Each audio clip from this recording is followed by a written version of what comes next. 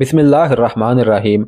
Muthanna बिन हारसा रजी अल्लाह ताला अन्हु को इत्तला दी गई कि बारसमा की एक आतश परस्त लड़की आपने एक मुजाहिद को जसर के मैदान से उठा कर ले आई है। मुसन्ना ने कहा कि उसे फौरन ले आओ। जमूर्द को मुसन्ना के कमरे में ले गए। उसने मुसन्ना का दायां हाथ अपने दोनों हाथों में ले लिया, अपनी आंखों से लगाया, फिर चूमा और हाथ छोड़कर पीछे हट आई।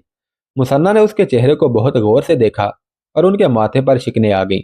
वो कुछ याद करने की कोशिश कर रहे थे। खुदा की कसम, ये चेहरा मेरे लिए गैर मानूस नहीं, मुसन्ना बिन हारसा ने कहा और जमुर्द से पूछा, मैंने तुम्हें कहाँ देखा था? थकन के इतने गहरे साए तुम्हारे चेहरे की मासूमियत को नहीं छुपा सके। आप भूल सकते हैं, जमुर्द ने कहा, मैं आपको नहीं भूल सकती। वो दिन याद करें जब आप बारसमा आए थे और मेरे वतन के उन फौजियों के सर तन से जुदा कर दिए थे जिन्होंने औरतों को बेआबरू कर दिया था। आपने अपनी तलवार मुझे देकर कहा था कि इस फौजी की गर्दन अपने हाथों से काट दूं और अपनी आबरू की बर्बादी का इंतकाम लूं। मैंने तलवार ऊपर उठाई थी, लेकिन लेकिन तुमने तलवार नीचे कर ली थी, मुसन्ना ने कहा, और तुमने रोना शुरू कर दिया था। फिर मेरे एक मुजाहिद ने जोशे गैरत में आगे बढ़कर इस फारसी की गर्दन साफ काट दी थी। मैं आपके मुजाहिद को ना भूल सकी, जमुर्द ने कहा। दिन को तसव्वुरों में और रात को ख्वाबों में उसे देखती रही। मैं सोचती थी कि उसे क्या इनाम दूं, उसके इस एहसान का क्या सिला दूं, लेकिन मैं मजबूर और बेबस थी। मुझे मालूम नहीं था कि मुसलमान जिस अल्लाह को मानते हैं वो इस मुजाहिद को सिला देगा, और अल्लाह ने उसे सिला देने का जरिया मुझे बनाया। मैं इसे लाशों में से उठा लाई हूँ। मैं लोगों के साथ रात के वक्त मैदान जंग में चली गई। मैं अपने भाई की तलाश में गई थी, लेकिन यह मुजाहिद मुझे नजर आ गया। इसे कुछ देर बाद मर जाना था। मेरा चचा तो उसे उसी वक्त मारने लगा था। मैं आगे आ गई और उसे बचा लिया। जमुर्द ने तफसील से सुनाया कि वो अपने चचा का घोड़ा चोरी करके सुहेब को उस पर डालकर ले आई। उसने अलीस तक के सफ़र की रोदाद भी सुनाई।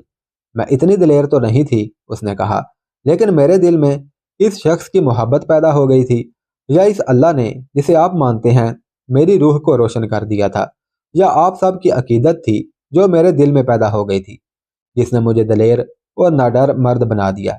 मैं आपके अल्लाह को दिलो जान से मानती हूँ।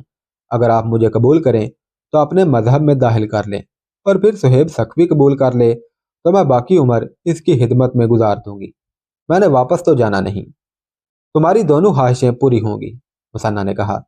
सबसे पहले हम तुम्हें अपने मजहब में दाखिल करेंगे। यहाँ हमारे बाद मुजाहिदीन की बीवियां मौजूद हैं, तुम उनके साथ रहोगी। जब सुहेब पूरी तरह ठीक हो जाएगा तो उसके साथ तुम्हारा निकाह पढ़ा दिया जाएगा। मुसन्ना बिन हारसा रजी अल्लाह ताला अन्हु ने उसी वक़्त उसे हल्का बगोशे इस्लाम कर लिया और हुक्म दिया कि उसे औरतों के हवाले कर दिया जाए और उसे खाना खिलाया जाए। जमुर्द के जाने के बाद मुसन्ना रजी अल्लाह ताला अन्हु उठे और सुहेब को देखने चले गए।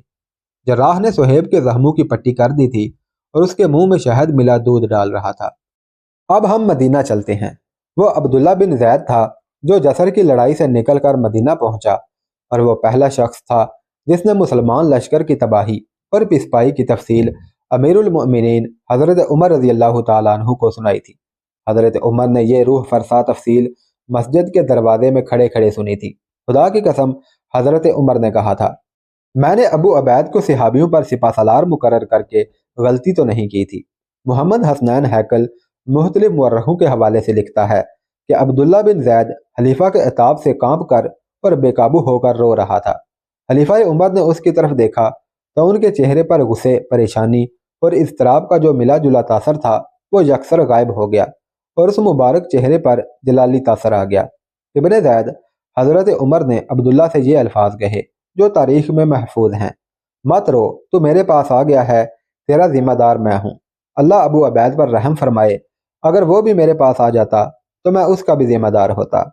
अमीरुल मोमिनीन हज़रत उमर का मतलब ये था कि मारका जहाद में किसी सालार या सिपाही से कोई गलती सरजद हुई है तो उसका जिम्मेदार मैं हूँ, और अल्लाह के हजूर उसकी लग्जिश का जवाब मैं ही दूंगा।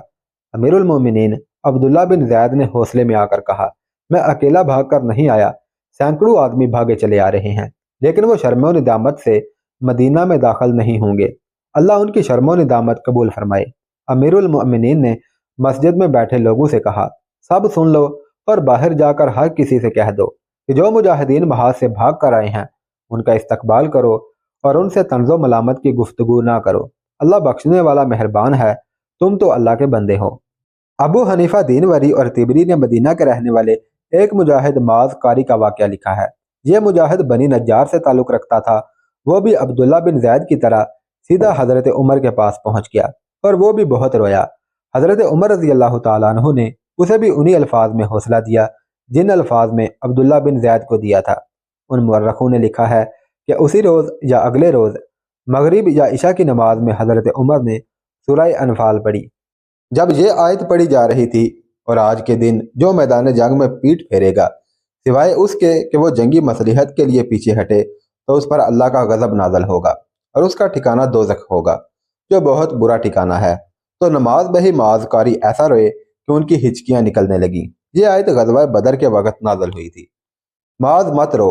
نماز کے بعد حضرت عمر رضی اللہ تعالیٰ عنہ نے اسے کہا، مت رو معاذ، تو میری پناہ میں آ گیا ہے، میں تیرا ذمہ دار ہوں۔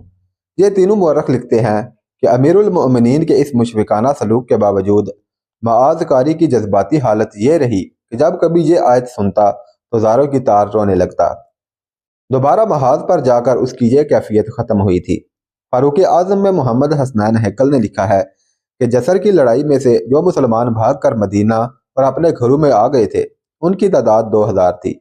کچھ مورخوں نے تعداد ہی نہیں لکھی اور جنہوں نے لکھی ہے انہوں نے سینکڑوں لکھی ہے۔ اس طرح بھاگ آنے والوں کی تعداد کا صحیح تعین نہیں کیا جا سکتا۔ بہرحال یہ تعداد کچھ کم بھی نہیں تھی۔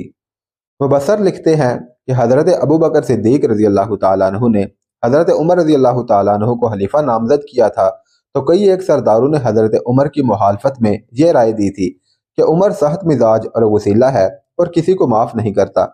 حضرت عمر نے خلافت کی ذمہ داریاں سنبھالتے ہی اپنے خلاف سب کے شکوے رفع کر دیے تھے اور مخالفین مطمئن ہو گئے تھے۔ لیکن مارکہ جسر سے بھاگ آنے والوں کے ساتھ حضرت عمر نے جو مشفقانہ سلوک اختیار کیا اس نے ان کے دشمنوں کے بھی دل مول لیے۔ سب کو یہ توقع تھی کہ امیر المؤمنین ان بھگوڑوں کو اگر درے نہیں مروائیں گے تو ان پر اپنا عتاب نازل کریں گے اور انہیں لعنت و ملامت کا نشانہ بنائیں گے۔ لیکن حضرت عمر رضی اللہ تعالیٰ عنہ کی زبان سے یہی الفاظ نکلتے تھے، ان کا ذمہ دار میں ہوں، یہ دوبارہ محاذ پر جائیں گے۔ اور وہ جو محاذ سے بھاگ گئے اور اپنے ان 3000 ساتھیوں کا ساتھ چھوڑ آئے تھے جو مثنہ بن حارثہ کے ساتھ تھے، وہ کس حال میں تھے؟ ان کی جذباتی کیفیت کیا تھی؟ مستند مورخوں نے اس سوال کا بڑا واضح جواب دیا ہے۔ ایک مثال ابو شداد کی ہے جس کا تعلق بنی تمیم سے ہے۔ وہ مدینہ سے کچھ دور چھوٹے سے ایک گاؤں کا رہنے والا تھا۔ اس قبیلے کے چند ایک ہی آدمی عراق کے محاذ پر گئے تھے جن میں ادھیڑ عمر ابو شداد بھی تھا۔ اس کا ایک ہی بیٹا تھا جس کی عمر 16-17 سال تھی۔ اس سے چھوٹی 3 یا 4 بیٹیاں تھیں۔ میں تیرے بیٹے کو تیرے لیے زندہ رکھوں گا، ابو شداد نے اپنی بیوی سے کہا تھا۔ میں نہ رہا تو تیرے اور تیری بیٹیوں کے سر پر اس بیٹے کا ہاتھ ہوگا۔ اس پر جہاد کا جو فرض عائد ہوتا ہے وہ میں ادا کروں گا۔ اکلوتے بیٹے کا میرے بعد زندہ رہنا ضروری ہے۔ یہ کہہ کر وہ اس لشکر کے ساتھ عراق کے محاذ پر چلا گیا تھا جو ابو عبید کے ساتھ گیا تھا۔ مارکہ جسر کے بہت دنوں بعد ایک رات ابو شداد کے دروازے پر دستک ہوئی اور اس کے ساتھ گھوڑا ہنہنایا۔ ابو شداد کی بیوی جاگ اٹھی اور اپنے بیٹے کو جھنجھوڑ کر جگاتے ہوئے کہا، دیکھ تیرا باپ آیا ہے، میں نے گھوڑے کی آواز بھی سنی ہے۔ ماں بیٹا دوڑے گئے اور دروازہ کھولا۔ باہر ابو شداد گھوڑے سے اترا کھڑا تھا۔ بیٹا باپ سے لپٹ گیا لیکن فوراً پیچھے ہٹ گیا۔ خون؟ بیٹے نے کہا، کیا یہ خون آپ کا ہے یا دشمن کا خون آپ کے کپڑوں پر پڑا ہوا ہے؟ بیٹے نے باپ کے گھوڑے کی باگ پکڑتے ہوئے کہا، اندر آ جائیں، میں گھوڑا باندھتا ہوں۔ آپ خاموش کیوں ہیں؟ ابو شداد کی بیوی نے اس سے پوچھا۔ کیا آپ بہت زیادہ زخمی ہیں؟ نہیں، ابو شداد نے جواب دیا، جسم کا زخم معمولی ہے، روح کا زخم گہرا ہے۔ میں اندر نہیں آؤں گا۔ میری بات سن بیٹے، میں عراق کے محاذ سے شکست کھا کر آیا ہوں۔ وہ لڑائی بہت ہی ظالم تھی، شاید ہی کوئی مسلمان زندہ رہا ہوگا۔ زندہ مجھ جیسے رہے جو بھاگ گئے ہیں، لیکن راستے میں اس احساس نے میرا گلا دبا دیا کہ باقی مارے گئے ہیں تو مجھے بھی ان کے ساتھ ہی مر جانا چاہیے تھا۔ پھر راستے میں مجھے اپنے کچھ ساتھی مل گئے جو میری طرح بھاگ کر آ رہے تھے۔ میری ہی طرح محاذ سے دور آ کر انہیں شرمندگی کا احساس ہونے لگا۔ ان سب نے بتایا کہ اپنے گھروں میں داخل نہیں ہوں گے، ورنہ گھر کا ہر فرد انہیں شکست خوردہ بھگوڑا کہے گا۔ اندر آؤ۔ बीवी ने अब्बू शदाद का बाजू पकड़कर कहा, तुम्हें कोई ताना नहीं देगा।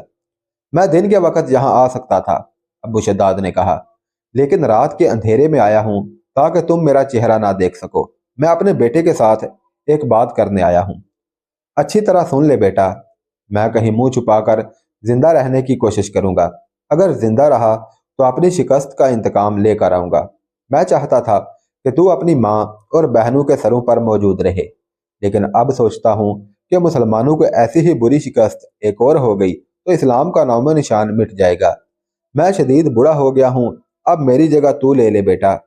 मैं घोड़ा छोड़ चला हूँ। जब भी मदीना से किसी महाज पर जाने का बुलावा आए फौरन पहुंचना, और जिस महाज पर भेजें वहां चले जाना।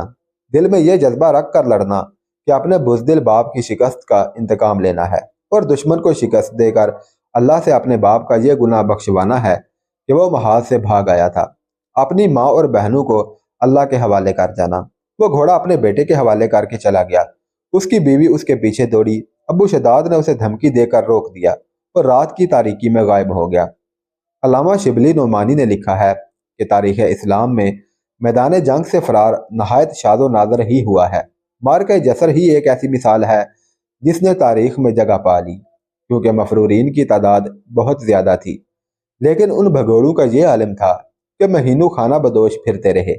शर्म के मारे अपने घरों को नहीं जाते थे, अक्सर रोते और कफ़े अफसोस मलते थे। तारीखों में यह शहादत भी मिली है कि हज़रत उमर रज़ी अल्लाह ताला अन्हु को पता चला कि मदीना और कुर्बो जवार के कुछ मफरूर अपने घरों में छुप गए हैं और एहसास नदामत से बाहर नहीं निकलते, और जज्बाती तौर पर वो बहालत मातिम रहते हैं। तो हज़रत उमर ज़ाती तौर पर हर एक के घर गए और उन्हें तसल्लियाँ देकर उनकी हौसला अफजाई की। पुलिस में मुसन्ना परेशानी और इज़्तिराब के आलम में कभी कमरे में जाकर लेट जाते, कभी उठकर टहलने लगते, बाहर निकल आते और बार बार अपने माथे को हथेली से रगड़ते, और जब उनके पहलू का जख्म तंग करने लगता तो फिर कमरे में जाकर लेट जाते। आखिर उन्होंने दरबान को बुलाकर कहा कि पहले तबीब को ले आए, फिर अशर बिन उसामा को बुलाए। तबीब करीब ही था, दौड़ा आया। अपने जख्म की बात करने से पहले उन्होंने तबीब से सुहैब के मुतल्लिक पूछा। मुआवजा हो गया है इब्न हारसा, तबीब ने कहा। इसके जिस्म में खून तो रहा नहीं था। अल्हम्दुलिल्लाह खून की कमी पूरी हो रही है और जख्म भी मिल रहे हैं। पाँव की एक हड्डी टूट गई थी, वो जोड़ तो दी है लेकिन ठीक होते वक्त लगेगा। वो लड़की जो उसे लाई थी हर वक्त उसके पास बैठी रहती है। अल्लाह ने उस मुजाहिद को जिंदा रखने का मोजज़ा दिखाया है, मुसन्ना ने कहा। मुझे उम्मीद है कि अल्लाह उसके हाथों मोजज़ा कराएगा। मैंने आपको इसलिए बुलाया है कि आइंदा आप मुझे ये नहीं कहेंगे कि मैं आराम करूं। अगर मैं अपने जख्म को चाटने बैठ गया तो सुल्तनत इस्लामिया को ऐसा जख्म आएगा कि संभलना नामुमकिन हो जाएगा। आप बुजुर्ग हैं और समझते होंगे कि आतिश परस्त मैदान में आराम से नहीं बैठ गए होंगे। उन्होंने हमें जसर में जो नुकसान पहुंचाया है उससे वो फौरन फायदा उठाएंगे। वो किसी भी दिन हमला कर देंगे।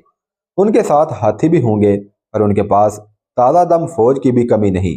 मैं बहुत परेशान हूँ। अल्लाह मदद करेगा इब्न हारसा, तबीब ने कहा। दिल छोटा ना कर, अमीरुल मोमिनीन को इत्तला दे और कमक मंगवा ले। कमक आते आते दो चांद तलू और गरूब हो जाएंगे, मुसन्ना रज़ी अल्लाह ताला अन्हु ने कहा। कमक इकट्ठी करते भी दिन लगेंगे। अगर फारसियों ने पहले ही हमला कर दिया तो हमें यहाँ से निकलना पड़ेगा। मोहतरम बुजुर्ग, मैं अकेला रह गया हूँ।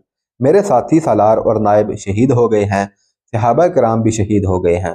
कोई नहीं रहा जिससे मशवरा लूँ। मैं फारस की ज़मीन से एक बालिश्त भी पीछे हटना नहीं चाहता। एक तो अमीरुल मोमिनीन को लिख के कमक फौरन भेजें, तबीब ने कहा, और अपनी तरफ से आपने तमाम कबीलों के सरदारों को पैगाम भेज कि महाज बहुत कमज़ोर हो गया है, आदमी भेजो। मायूस ना हो मुसन्ना। मुसन्ना बिन हारसा को तन्हाई परेशान कर रही थी। उनके साथ कोई तजर्बाकार सलार नहीं रह गया था।